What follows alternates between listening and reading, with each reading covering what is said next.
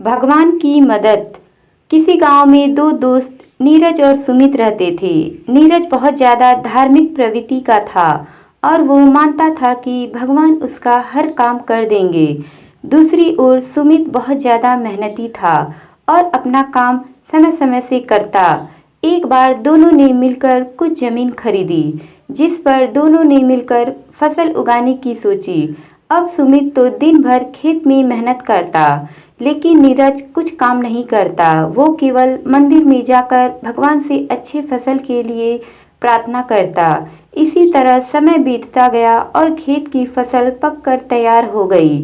अनाज को दोनों ने बाजार में ले जाकर बेच दिया, जिससे उनको अच्छा खासा पैसा मिला।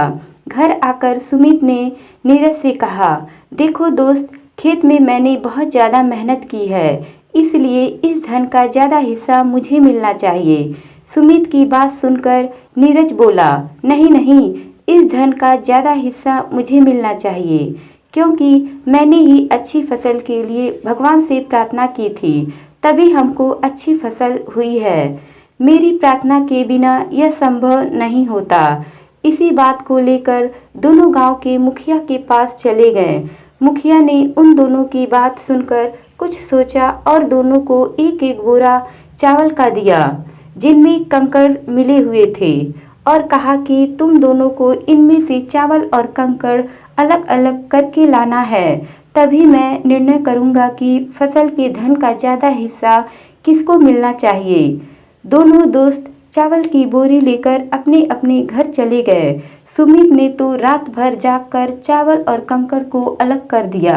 नीरज अपनी आदत के अनुसार चावल की बोरी को मंदिर में लेकर गया और भगवान से इसे साफ करने में मदद मांगी।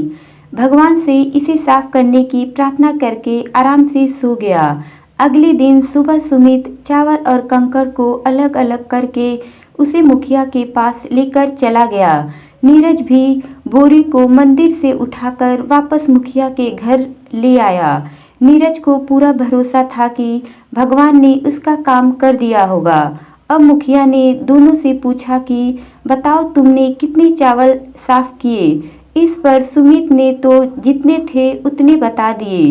नीरज ने भी पूरे आत्मविश्वास के साथ अपने चावल मुखिया को दिखाए, लेकिन उसके चावल में कंकड़ पत्थर मिले हुए थे, बिल्कुल साफ नहीं किए।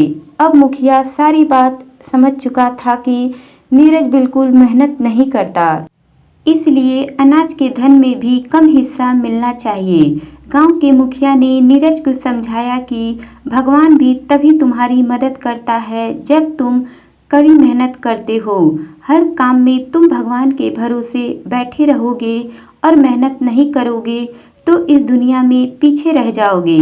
नीरज को मुखिया की बात समझ में आ चुकी थी। वह भी सुमित के साथ जमकर मेहनत करने लगा।